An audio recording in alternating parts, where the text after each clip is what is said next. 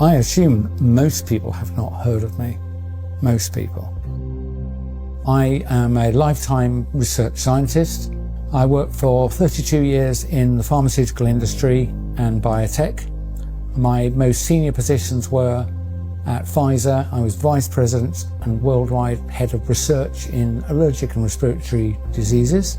Since 2020, I have been speaking out against the fraudulent pandemic and the intentionally dangerous injections. And my experience has been to have been censored and smeared, largely. So if you've not heard of me before, that's the reason, that censorship and smearing is the experience of people who try and tell you true things that the authorities don't want you to hear.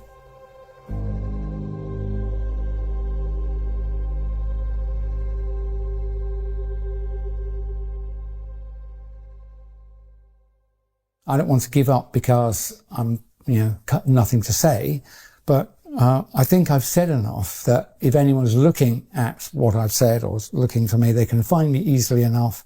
And if they're not, putting out another 10 videos or 100 videos is not going to reach them.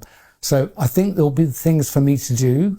I think this could easily be a year of major change, but I can't see the point in doing that much more, frankly. I've done over 300 video and audio interviews, and I'm more concerned than I was in 2020, 21.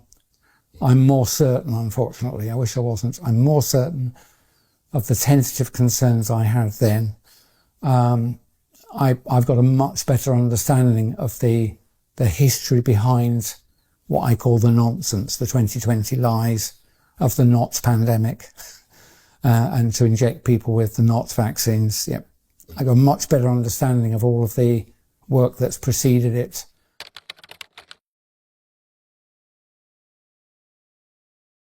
When I first spoke, when I did a major interview in 2021, I was at that point sure that there wasn't a pandemic, or at least whatever was happening had been deliberately and through planning exaggerated to frighten people.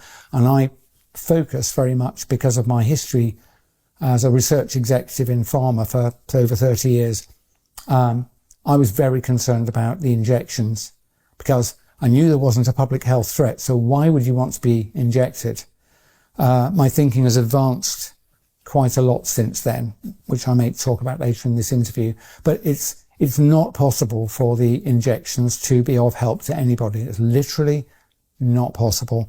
Every medicine, every molecule and atom and constituent of every medicine is in there because somebody chose to put it in there. Hopefully for good reasons, but they put it in there for a purpose, to stabilize something or make it big enough to swallow in the form of a tablet. If you just have the active ingredients in some drugs, it's too small to see. So you need to formulate it with what are called excipients. So, but when I spoke before, I could see multiple features in the so-called vaccines that was not necessary, even if I believed the lies about what I was being told about these things. Even if you believed them, it would not be necessary to incorporate certain features about them. And so my bottom line is, I think, and I'm well qualified to make this claim, probably better qualified than any other single person speaking out. They have been designed intentionally to injure, kill, and reduce fertility. I've never claimed it would do it to a lot of people or that it would be quick. In fact, specifically, I remember saying at the time, I don't think they want to risk injuring and killing too many people early on because people will spot it. What I expected once I started looking around and noticing other things, like there was a talk of electronic money, getting rid of cash. And there was talk of digital ID. I remember Tony Blair trying to do that in the 90s. And frankly, I joined the dots and I could see a world in which you were required to have digital ID, that cash was removed, so you had to spend only using digital money. And I thought, you know what? If I was the evil person, I would say that your digital ID will not be valid unless you're up to date with your injections. And I came across a document from the EU. It's called EU VABECO, VABECO. And it's a scheme that started in 2018. Bottom line is that the EU Commission anticipates a future in which every EU citizen has a digital ID whose validity is governed by whether or not they've been injected with the latest mRNA-based, quote, vaccine. So they anticipate regular injection for the rest of your life. That's, you know, and the idea is it'll improve health and safety as you travel around, which is a lie. It's a lie. You being vaccinated doesn't protect anybody. In fact, I would recommend no one has any vaccines at all, from what I've discovered in the last year or so. But, you know, honestly, when have governments ever given a flying one about your health and safety? You must know that a claim that you must do something for your health and safety is what is called, it's an excuse. It's an ostensible reason.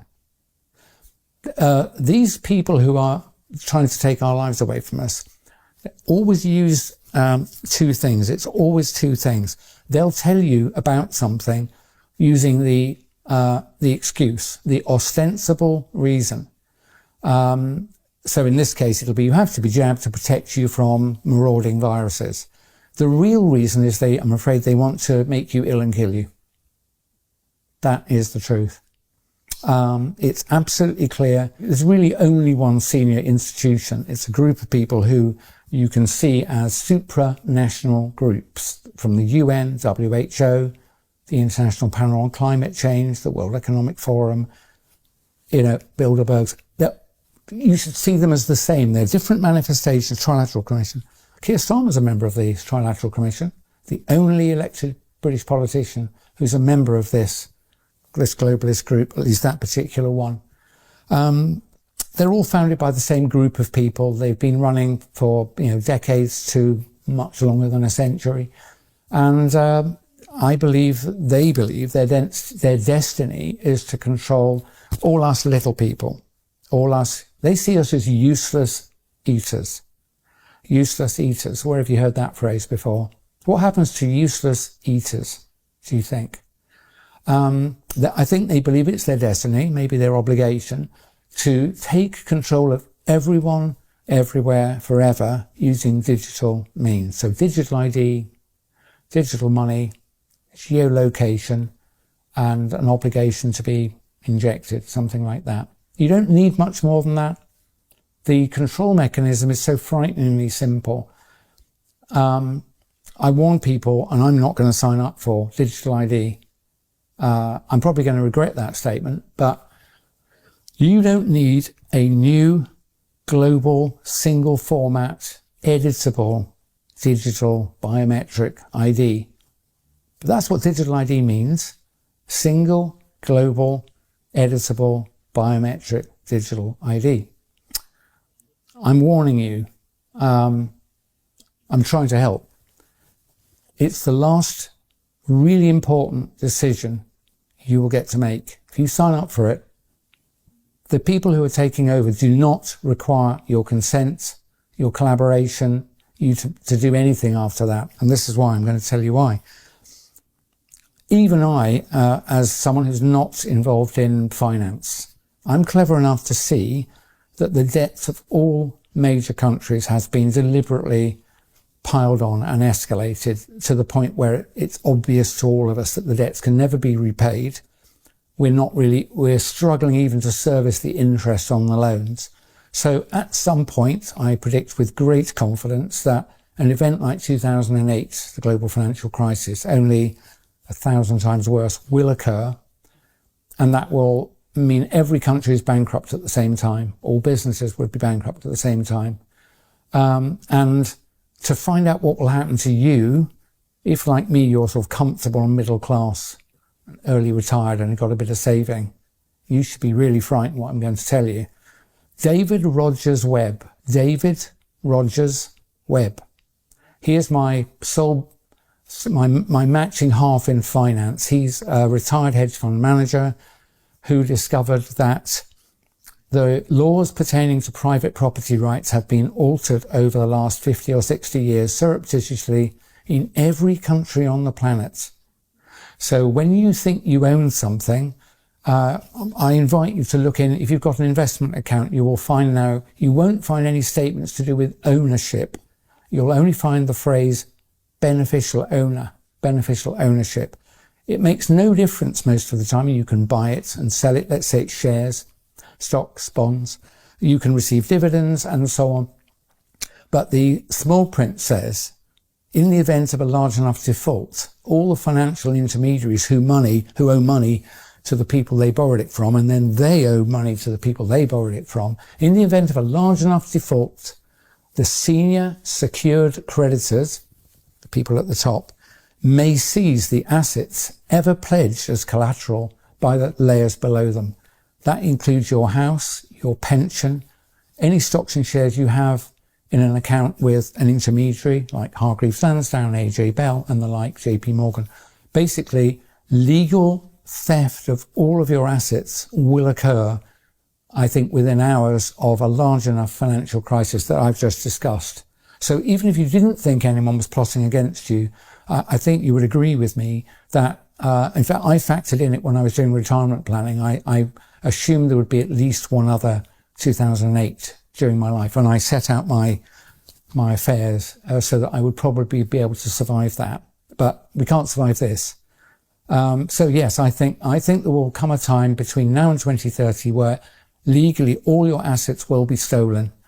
I remember there's a lady called Catherine Austin Fitz, who's a finance lady.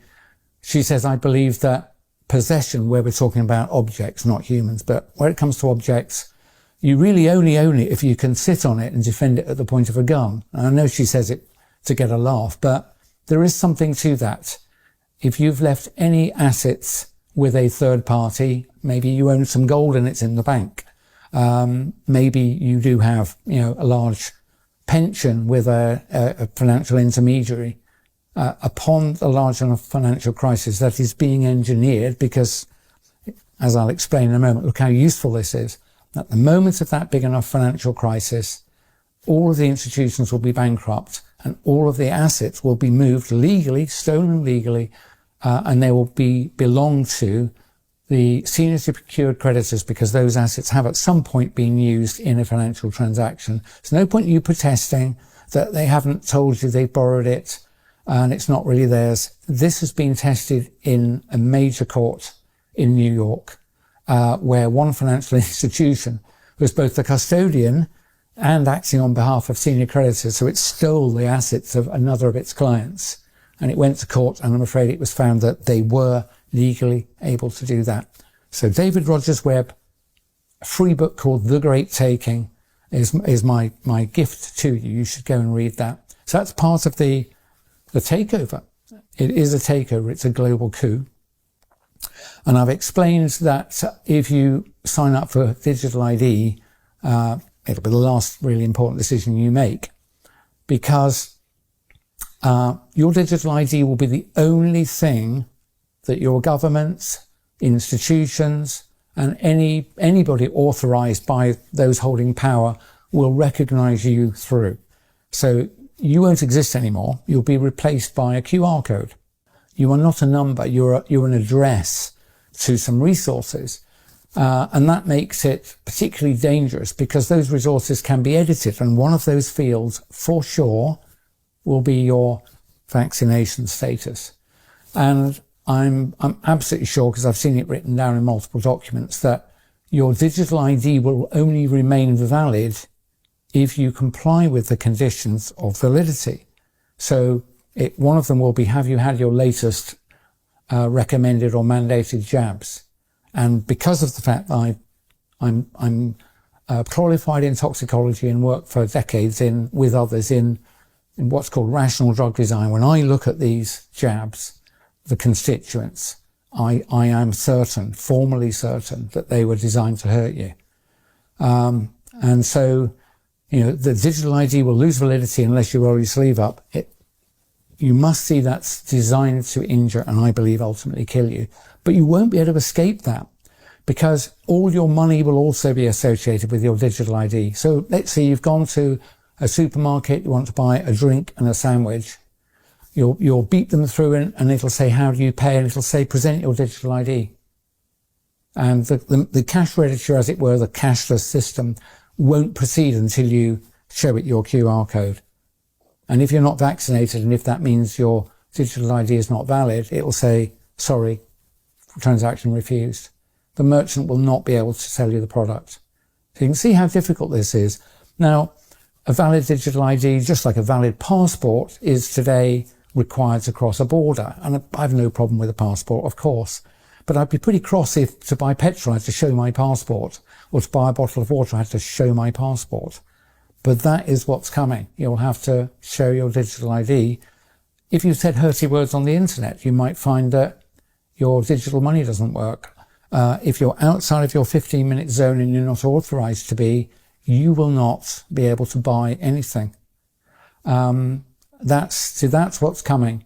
It's the ultimate tool of slavery, the digital. It's called the digital gulag by other people. I think that's not a bad phrase. And the way to stop that happening is to put your foot down and don't sign up for it. If they tell you, say you're, if it's the government, they might say we're not going to give you benefits unless you sign up for digital ID. I can't help that. I'm going to tell you, you at this point have to choose. Obviously going to engineer it so that you'll feel you can't refuse. If you sign up for it, your life is going to end. Your free life is going to end. So I would say, like I always did with the jabs before I really knew what was going on, I would say, don't decide anything now. Defer your decision a month, maybe in another month. Same with digital ID. Please, when it's first put to you, and especially if they threaten you, we'll have to fire you if you won't sign up for this. This is good for you, is it? Why would they threaten you? Why would they punish you for not doing something that's supposedly good for you? And the answer is, I mentioned earlier, always two reasons: the ostensible reason, the excuse, or the real reason. And the threats come because the real reason is what I've been telling you. It's for bad. So if they tell you they won't pay your benefits if you don't sign up for digital ID, I'm going to ask you to swallow hard and not sign up. You might have to sign up in a month or 3 months. Don't sign up. The more people who don't sign up, the more likely we are to be able to defeat this, because other people will be taking their lead from you. So if you've got children, I think you should be willing to go hungry for a bit. If I have to, I will, in order to stop this happening. So I've made the bold statement, I'm not going to take on a digital ID. And some people have said, you will lose access to your money in your bank accounts. Do you know what? So be it. If I sign up for it, what's going to happen is what I've outlined to you. Money's not going to matter. One, they'll steal it. And secondly, I don't want to survive in a world in which I'm beeping my way into and out of shops and beeping my way to buy some mouldy bread with insect flour, right? I'm not going to live in that world. So I'm just going to stop. And the worse the punishment brought upon me, the worse the retribution, the more sure you should be that this is a bad thing. So even if they say we're going to fire you, say respectfully, I don't trust this system. I'm going to defer my decision. I'm not going to sign up this month. Let them fire you. I think they'll have to give up. Remember NHS 100K when they said, we're going to jab you all or you'll lose your job. And 100,000 of them campaigned on the street and the government actually gave in the next week. So there's enough power if we only just take our courage in our hands. And you only need courage when you're threatened. You need some courage now. You need some courage now. I'm not frightened. I don't look frightened because I'm not frightened. Everyone's life comes to an end eventually. I don't want it earlier than necessary. But if I do what I think these evil tyrants want me to do, the end of my free life has been reached. Honestly, I think we can defeat this if enough of us are reasonably brave. You don't need to fight anybody. It would be pointless. They'd love you to get young, strong men if you get fighting on the street. I bet the government would love that. Never been my style. But the way to fight it is literally not to comply. So don't sign up for digital ID. I would say if they tell you there's another scary event and you need to go home and stay in, go out for a long walk. Go and find several friends and go for a long walk. If you believe at this point what you're being told on the mainstream media, I've lost all sympathy for you. So you don't have to do the research I've done, and you don't have to be a conspiraloon at this point to work out that something very bad is happening. So don't let them inject you with anything, is my recommendation. And don't allow yourself to be locked down or forced to wear masks or frightened by anything. It's all lies, all of it. And you've got to take your courage in your hand now and think, do I trust the BBC or this guy, Dr. Mike Yeadon, who warned you about the toxicity of the expected toxicity of the injections I warned about in writing before they were authorised in December 2020. And every day I wished I was wrong, but I'm not wrong. And having been right about that for 4 years, then I think at least do me the honour of exploring some of these things. So I've talked about David Rogers-Webb. Another person I recommend, Ben Rubin. Again, I recognise a brother. He was in corporate consulting in one of these, I think KPMG or PricewaterhouseCoopers. And he has discovered that 20 years of his career was to do with like globalizing corporate systems, information systems and so on.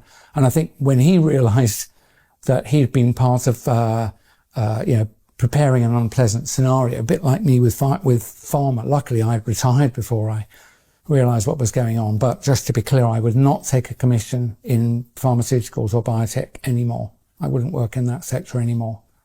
I don't trust it, and I don't think it's a good thing.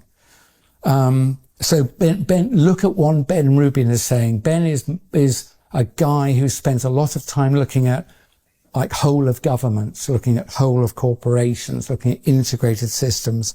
And so he will do a much better job of explaining, as it were, politically how we got here. But I think I'm pretty good at telling you, don't take the vaccine. And don't be frightened by the lies they're going to give us. That's what I would say. And for goodness sake, don't sign up for digital ID. If you feel compelled to, I'm really asking you, defer the decision to do it and watch the punishment. And know that if it's genuinely good for you, why the dickens would they punish you? Why would the threats escalate until they might even say, if you won't take it, we're going to imprison you? They won't start there. They will literally start there with a financial disincentive. So defer the decision, even if you think you're going to have to sign up, please, because I think we can defeat them with that one move. And the other one is, don't believe the lies anymore. There's nothing much to be frightened of other than other humans, really. Other plotting humans are the thing you should really worry about. And there are plenty of them, and I'll name one of them, our former Prime Minister, Tony Blair. He's not a good person. He's really not a good person. So we came into government, you will remember, not left, not right, but the third way. Do you remember the third way? What it involved was public-private partnerships, which meant we'll borrow money from private financiers and we'll spend it on public services. So that means your country will improve without you having to pay any taxes. And when I heard that, I thought the chickens will come home to roost. And so we got lots of new hospitals. We didn't have to pay for them at the time. We were just servicing the loan, something like that. Chickens have come home to roost. The country now has enormous structural debts. And I think debt repayment it's either the second or the third largest item on the budget already. It's more than we spend on education. Next year, it'll be even more. And, it will become the largest budget item if the country survives long enough. So Blair, we voted him in. Blair has, all the other countries in the West have been guided to do this. So they've all borrowed so much money that they are effectively bankrupt. There's probably no hiding from that, but let's not make it easy for them. So yeah, they bankrupted the country and they've hidden that, but it's very clear to people like David Rogers-Webb. And I anticipate we'll have other scares, like, honestly, if they tell you about bird flu, it's like a chicken with a cold. You know, have you ever seen a chicken with a cold? Have you ever seen them coughing, sneezing? Birds don't get flu. Birds do not get influenza. They don't. They do not get influenza. Spend 5 minutes looking at the bird, the respiratory tract. Look at the lungs of a bird. You realise it's so different from a mammal's lungs. It's like you would realise why they can't get colds or flu. So they're lying to you about these illnesses. Birds can get sick, but they haven't got flu, and it's not contagious. So, and the PCR test is a measure of nothing. It's fraud. And when they tell you, oh, we found bird flu in a flock in Aldermaston or something, they will have used PCR, which is fraudulent, to get that result. And they could make the birds sick in any number of ways just by treating them badly. If they overcrowd them, that will make them sick. If they stress them, that will make them sick. And if they then come in and test them, they can claim bird flu in the flock. Then they can kill all the birds. And then they can say, oh, look, bird flu's going around. Then they'll lie and say, first case of birds are human transmission. It doesn't even exist because, like I told you, birds don't get colds. Birds don't sneeze. Have you ever seen a bird coughing? Please, you must know they're lying to you. And I wouldn't think monkeys get pox either. Really. They're hairy. Anyway, I haven't looked at that one in any great detail. But what I have looked at since I last gave a substantial interview, this one's often very difficult. When I was younger and I was taught biology and so on, so I didn't work in virology. So I remember being taught things and then I remembered them. And I'll come back to what knowledge is in a minute. So I was taught that colds and flu are caused by submicroscopic infective particles called viruses. That's what I was told. They float around, you inhale one, if you're susceptible, you get a cough or you get a cold, whatever it is. And that model seemed okay. I didn't work in the field, so I never examined it again. And this is an example. I'm asking you to ask yourself what you know, what you really know. I've had to do that I thought I knew quite a lot, and I've realised over the last 5 years I don't really know anything. So knowledge. I think there may be multiple kinds. I'm not a philosopher, but there's at least two different kinds. One is things you know because you yourself have done the work.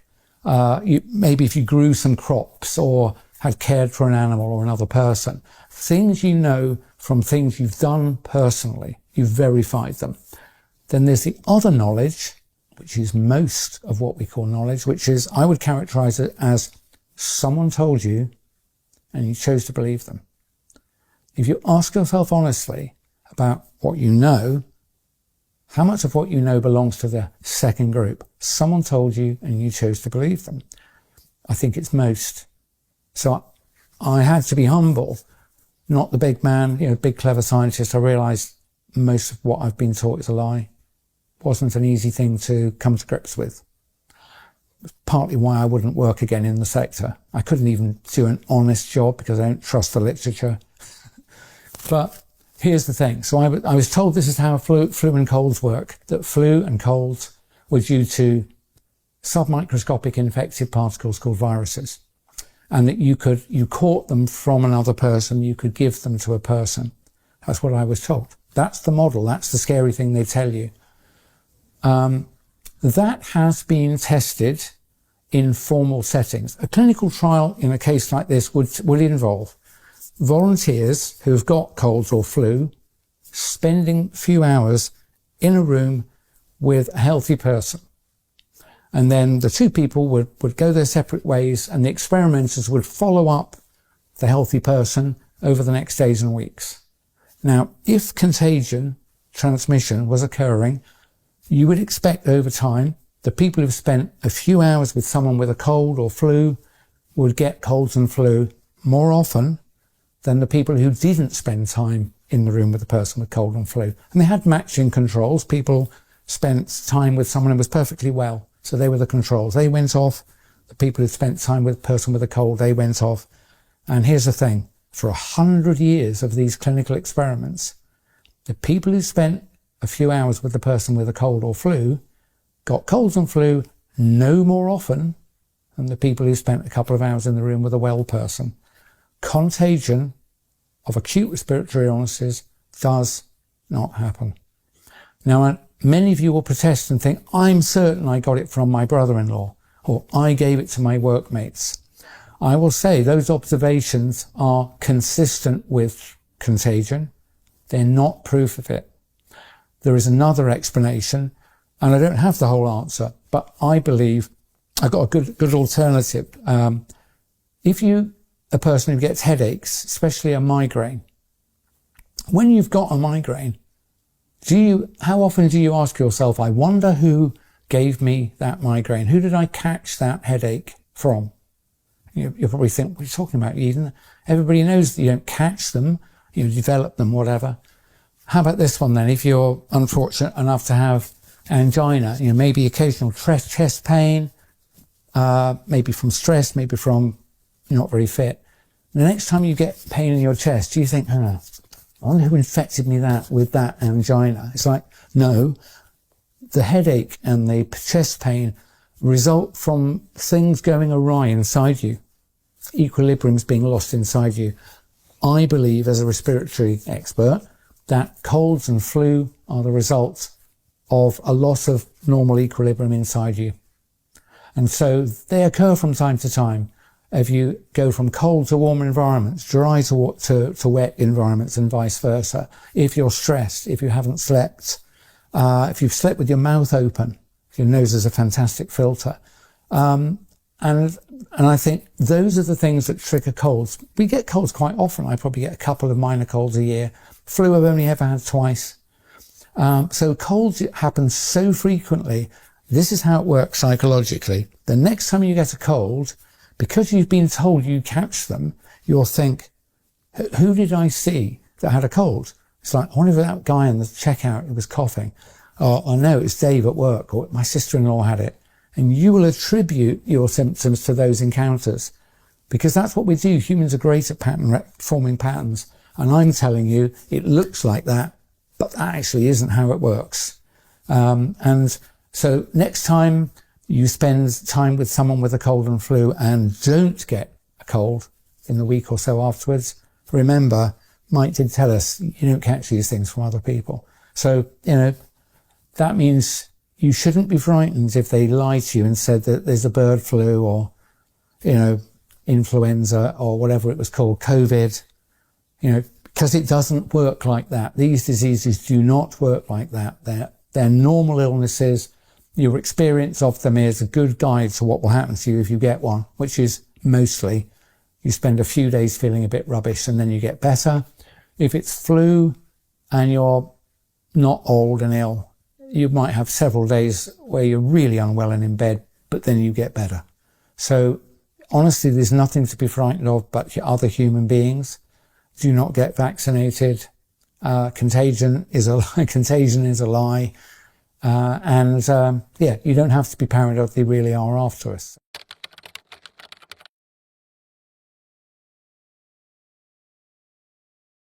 I would like to come back to something very, very important that I've discovered. It was absolutely horrifying. And when I tell you, and it's right in my field of expertise, I was the vice president for years of new therapeutics for allergic and respiratory diseases, ANR.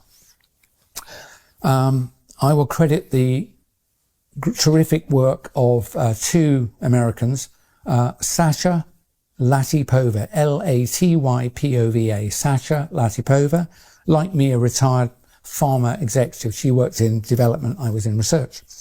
And a legal scholar called Catherine, with a K, Watt. Catherine Watt, W-A-T-T. They write on Substack. They have uncovered the fact that vaccines have never been intended to reduce diseases or to help you. They have always been what I have determined the COVID shots to be, which is materials that harm you and do you no good. And of course, that's so horrifying that you think, oh my word, all of them? Yep, all of them. I'm not saying they're all as dangerous as COVID jabs, but none of them were good. And rather than trusting me, go and read the work of Sasha Latypova and Catherine Watt, and then it's up to you to decide, okay? If you think that's wrong, that's fine. But one thing Sasha and others discovered, and they shared it with me before they even published it, and as soon as they told me, I knew it was right. Can you remember a time, those of you who are over 60, I'm nearly 65, can you remember a time when you were young when very few people were allergic to peanuts? And very few people were allergic to anything. You probably can, can't you, older folk like me?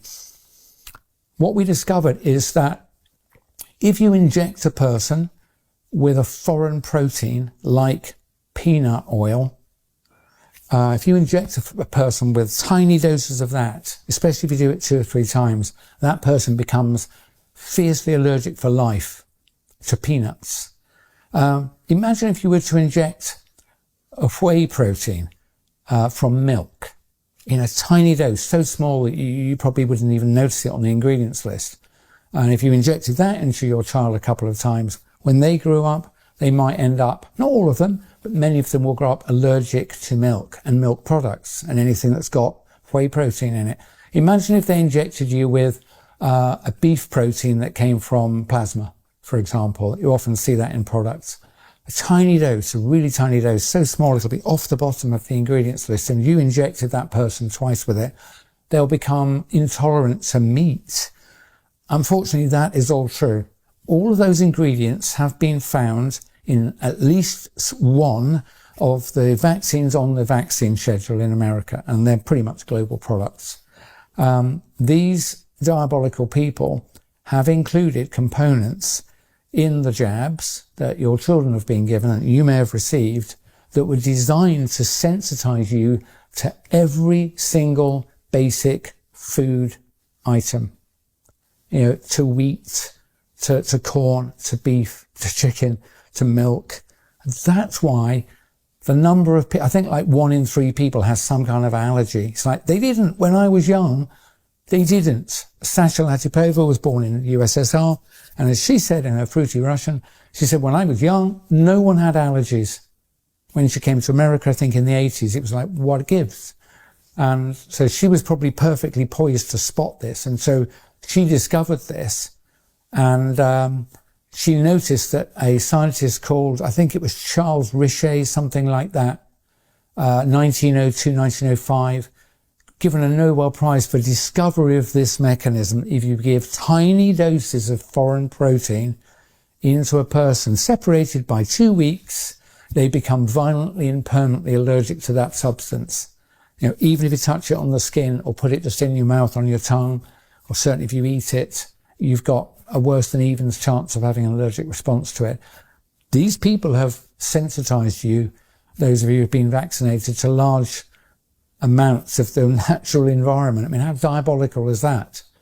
And it's exactly the same mechanism as I called out in 2020 about the COVID jabs. Remember I said that if you ask the human body to make a protein that doesn't belong in you, a non-self protein, a so-called spike protein, wherever it came from, I said, if you do that, it will make you, your body will cause an autoimmune reaction, or your body will then make foreign material. Your immune system will say, what the hell is that? And will attack it. So it's like a failed organ transplant. It's autoimmunity. That's what has happened through the whole history of vaccination back from the late 1700s to the present day. And that's pretty bad. So that's what I wanted to tell you about vaccines. And as a result of that, I am proudly anti-vaccine of all kinds. Remember, I've told you, at least where it comes to acute respiratory illnesses, they are not contagious or infectious. They're not caused by viruses because there's no scientific evidence for the existence of respiratory viruses. I know this. I've done the work now. I've studied all of the literature. I've studied the clinical side. I've looked at the cell culture side. And as soon as I did, it's so obvious to me that each of the so-called pillars of evidence are fraudulent. They are fraudulent. I haven't personally looked at every virus, but if you go and look at recordings by people like Stefan Lanka, Samantha and Mark Bailey, Andrew Kaufman, anyway, there are several brilliant people. I reached my own conclusion by doing the work in respiratory and allergy. I have to say I'm going to leave it to other people to do the work in their own fields, but that has allowed me with confidence to say the things I now say. If any former colleagues, please, want to talk to me about that, if they think I'm wrong, I'm not wrong. I can show you chapter and verse, all the literature references going back to acute anaphylaxis. I've used these models in vitro in industry. It's like, and how do we achieve them? You administer foreign proteins twice, about 14 days apart. It's like amazing how I didn't spot it. People don't spot things. I didn't spot things. Even in what the Americans call your own wheelhouse, because you're not suspecting people are out to harm you. You literally don't interpret this action, which is bad, because you're not looking for bad motives. So now I can see so many things. I understand some people don't want to even tackle this topic. And I've been warned by people that if I say acute respiratory illnesses, colds and flu are not caused by, infectious particles, they're not contagious. If I say that people will not believe me. Well, I'm not going to lie. There's no point in me sitting here and telling you anything if I don't tell you the truth. I'm sure it's true. Some people will reject everything I've said because of what I've just said. But I can't help that. But I am qualified to have done the work. And you may note, I restrict my remarks to acute respiratory illnesses, because that's where I've done all of the work. I've read all the papers. I can show any other scientist I can send them a list of the papers if they want. So if someone thinks, no, he's wrong, if you're a qualified scientist and you think I'm wrong, contact me and we'll have a phone call and I will send you the papers. And I think you will have to conclude, as I do, that contagion isn't a thing. Obviously those illnesses are real. I've had 2 bouts of flu, and dozens of colds. But basically all I'm telling you is that the attribution, the mechanism of them happening is not what we were told. It's something else. I've spent a lot of time working with others in designing, therapeutic aerosols, things that you can inhale and will land in the airway. So I know a little bit about the internal architecture of the lungs. You may have heard statistics like the inside surface of your lungs, if spread out flat, is about the size of a tennis court. I mean, whether that's exactly right, I don't know, but it's big. It's a big surface area. And every part of that internal surface is covered by a thin layer of liquid, which has got little mucus in it. Imagine your body all day and all night for whole life has to regulate the thickness, the depth of that little layer of water. If it's too thick, or if it's too thin, or if it dries out, your lungs won't work properly. But I think occasionally they do veer off course. Patches of your lung lose control of what's called airway surface liquid, the wetness on the lining of bits of your lung. I think that's what a cold is. Seriously. I'll also offer one last piece of evidence, just to show I've done the work in my own area. You may know some people with cystic fibrosis, CF. It's a very unpleasant disease. It varies, though, in severity from, I didn't know you had CF, to poor babies that don't make a year old. What's the key problem in CF? It's to do with regulation of the state of hydration of your lungs and also your gut to some extent. People who made adulthood with cystic fibrosis, not the most severe cases, what's the most common thing that happens to them? They get colds very often. They can't regulate the airway surface liquid layer very well because the cystic fibrosis problem they've got, that's part of the machinery for regulating it, is broken. When I thought of that, I thought, oh my word, that is why, so basically your health excursion, getting worse and then getting better again, is very similar to the episode that some people with cystic fibrosis have, because I think it's fundamentally the same mechanism. It's not caused by floating particles called viruses. It's caused it's not a conscious thing, but when you lose control of the balance, it's called homeostasis, when you lose control of the balance inside health of your lung. You might just get a scratchy throat, a bit of a cough, and you bounce back. Oh, I thought I was getting a cold there. Or you might get a bit of a cold, or you might really go down with something chesty, or you might have to take to your bed. And I think those are like a nested series of excursions from health and back to health. All right, that's what I think colds and flu are. They're not contagious. They're not caused by viruses. And I've given you a better explanation for what a cold is than the official story. So I invite you to take that on board. So yeah, I understand people not wanting to speak about viruses, but I think if you know the truth, you just have to speak it or get off the stage.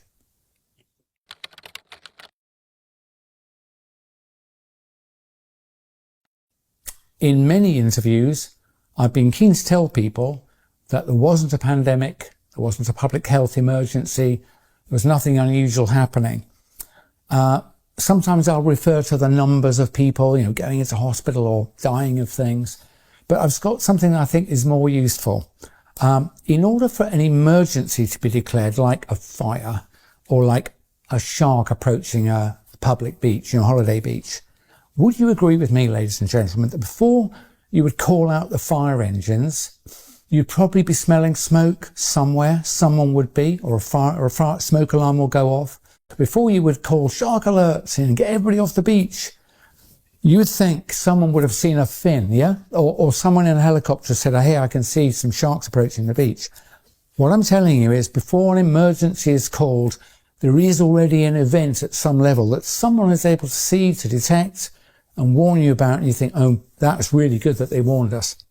In the case of the pandemic, that nice man at the WHO, Tedros, clever he may be, but he's not a fortune teller.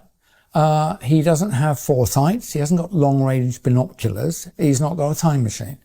In order to declare a pandemic, which I think he did in 2020, March, whatever it was, he has to have some evidence of that. There's a little problemette, ladies and gentlemen. Not just me, but Dennis Rancourt in Canada and many other researchers have looked for signs of illness, respiratory illness, which surely would be growing somewhere in a small way in order that the WHO from their esteemed exalted position could aggregate all that data and go, oh my word, it looks like there's something like a pandemic beginning. There is nowhere in the world that you can find increased frequency of respiratory illness and respiratory deaths anywhere until after the WHO called a pandemic. Ladies and gentlemen, they called a pandemic with no evidence of a pandemic because they lying to you. They were lying to you.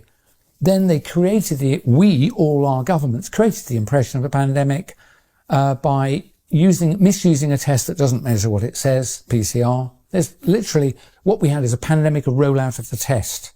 It's as simple as that. Increased number of cases everywhere was a pandemic of a rollout of a rubbish test. It's not a mistake. They knew it was rubbish. They designed it to be rubbish. They designed it to produce positives where there was no illness. And then when people died, they said, oh, they had COVID. They literally did that. And then, I'm afraid, medical procedures in care homes and hospitals led to people being killed. But this is old news. You've heard all this before. But I just wanted to tell you, you can't have an emergency without some sign of that emergency emerging somewhere. You need that information in order, as a leader, to say, I'm afraid, folks, I've got bad news. There's an emergency coming, batten down the hatches. For these pandemics, they just lied to you. Nothing was happening. If you go and look for it, you'll not find the evidence. They called the pandemic, and then the data started arriving, which was fraudulent. So it's as simple as that.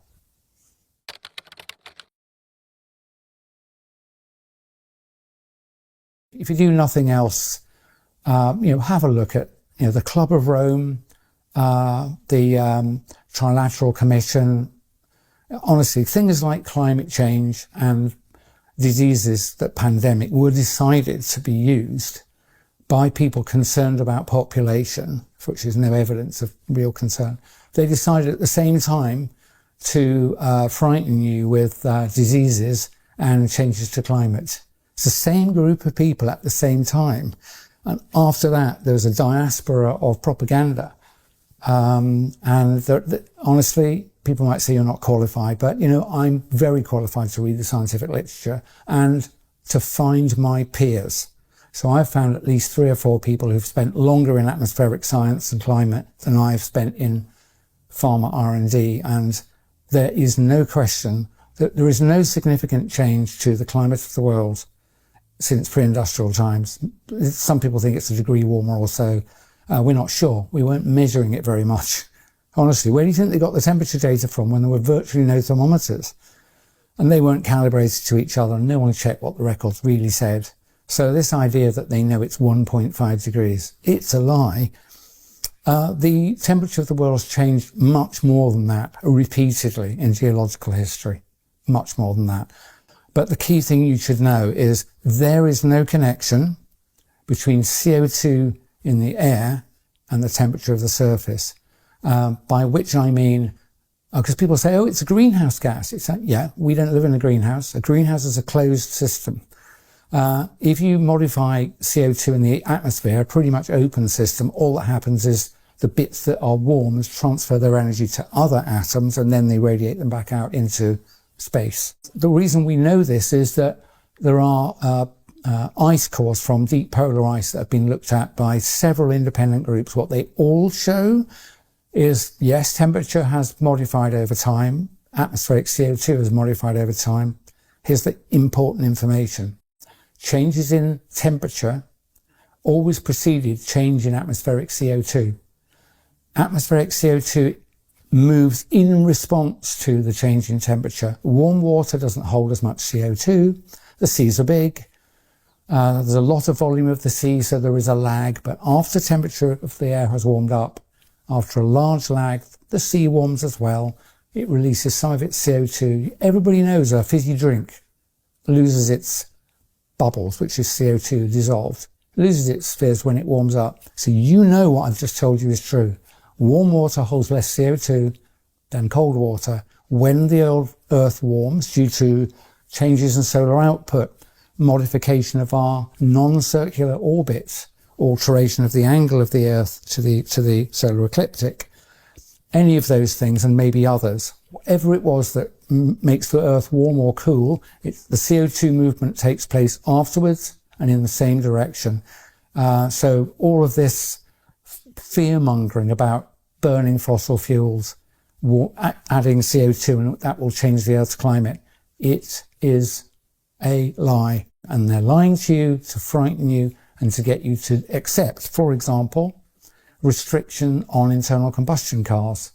Given what I've just told you is true, why would you not have 100-year-old technology that's being refined and is the exhaust coming out of very good cars today is cleaner than the air coming in through the intake in any city that's a bit grubby. It's that good. Catalytic converters, nitric oxide converters as well in things, especially in diesels, computer controlled fuel injection, stop start. They're literally the air coming out. You can't smell petrol when you walk around London. When I was a kid in a big city, my eyes would stream from the raw petrol pouring out from the cars. So there's no justification for restricting the use of cars, petrol cars. You know the restrictions with electric vehicles, but my conclusion from watching other people who understand engineering, the push for EVs is nothing at all to do with getting you into an EV. It's to get you out of your internal combustion engine car. And the the zero emission vehicle mandate that our government has specialised in, which requires automotive manufacturers to sell a higher and higher proportion of their total sales as EVs each year, the effects of this will be to destroy, to bankrupt and reduce the mass manufacturing conglomerates, people like Volkswagen, Audi Group, Ford, and so on. They will be bankrupted. Now, they may be collaborating with World Economic Forum or not. It doesn't really make any difference. The quick example of Volkswagen, Audi, they're not allowed to sell the number of cars we would like to buy, petrol and diesel, because the company and the main dealers know that they'll be fined £15,000 a car if they don't sell 28% as EVs. So they're going to restrict, and they are already restricting, petrol and diesel sales, and it's only 2025. They also can't sell very many EVs because the European cars are a lot more expensive than the cheap Chinese imports. I'm not having a go at China. I think this has been arranged by global financiers. On the one hand, it's like a 1-2 punch. You can't sell petrol and diesel because we're not going to let you. And oh dear, your cars are uncompetitive with the cheaper Chinese cars. There are 180 Chinese EV makers. At the moment, I think 1 or 2 is profitable. And I saw a press report from, the trade press that said by the end of this decade, 7 to 9 of them will be profitable and the rest will have gone. What that tells you is someone is willing to spend hundreds of billions of dollars to manufacture cars, I would suspect, at a loss, in order that they can be delivered to Europe at a loss, in order to destroy the mass manufacturing capability of Europe. And as a result, it'll be, oh dear, there are simply not enough cars to go around anymore. So in the end, they won't need to mandate it. There literally won't be any. So, and that's one big concern I've got. You might think, why would I comment? I like machinery. I commented before that I like wrenching, spannering my own vehicles, cars and bikes mainly. And I was filmed in 2020 in my bike shed. So I've paid attention at least to automotive changes.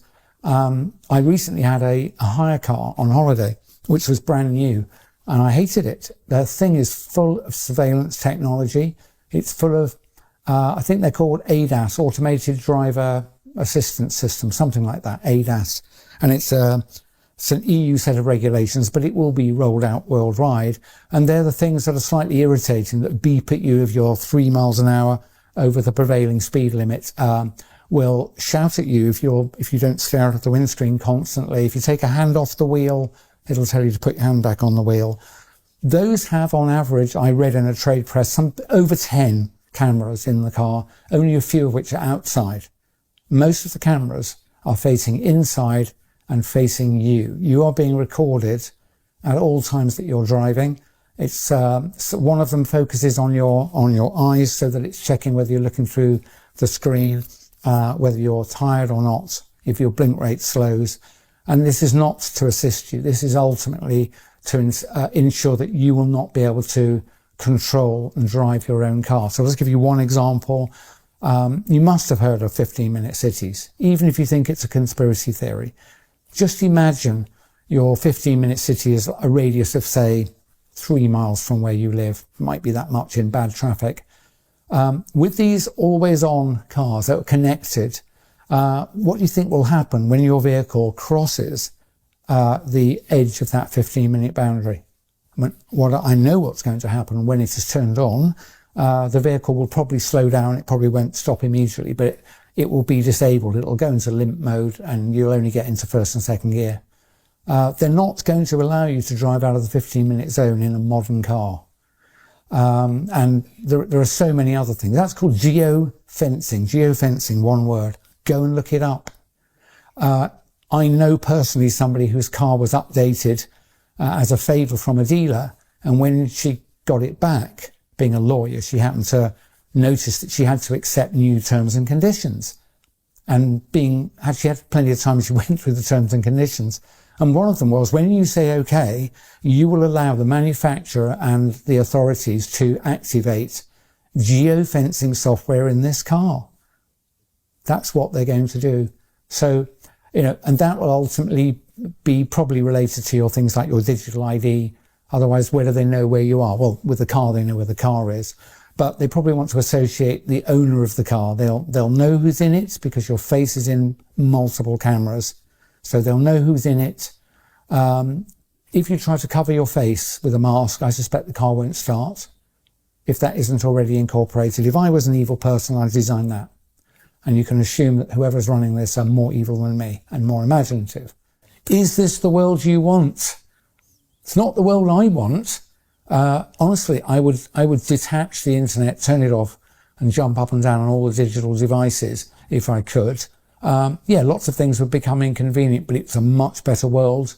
And what's crucial about that world is it cannot be taken over by a small number of people. These digital devices are essential for the global coup d'etat, which started in 2020.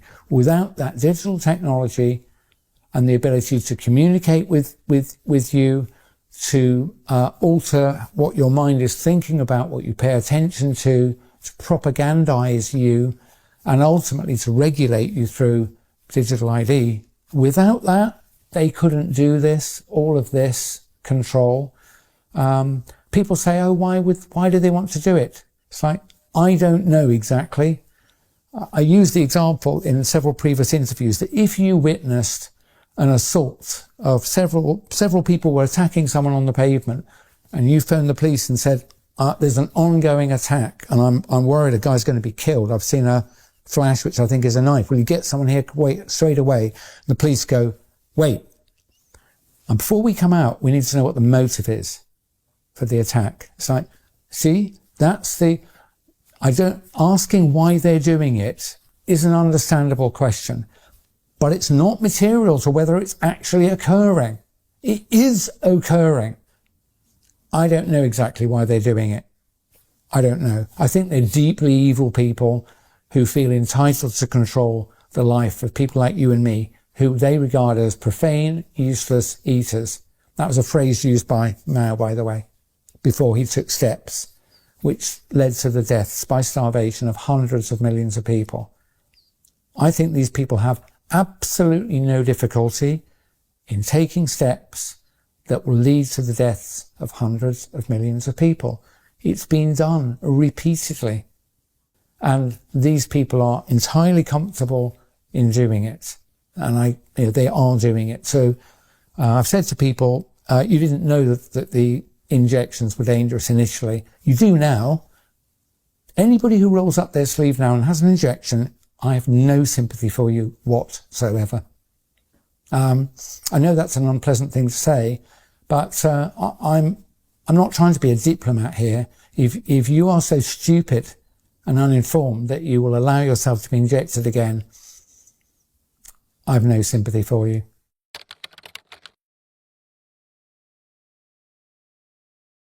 I think it's very important to recognise that there aren't any heroes out there that are going to descend from on high and save us, and I'm certainly not one. But there are very large numbers of us, and the people who are trying to take our freedoms away need us to comply with things in order to control us. And I'm saying to you, we will win if enough of us bottom up simply refuse to go along with their harebrained plans. So if they want to frighten you with some mad pandemic that doesn't happen, don't be afraid. If they want to tell you to stay at home when it doesn't suit you, go outside. If they insist you wear masks, don't wear masks. There's no possible benefit for you wearing masks. Certainly, if they want you to roll up your sleeve, do not accept any injection, certainly not of these mRNA technologies.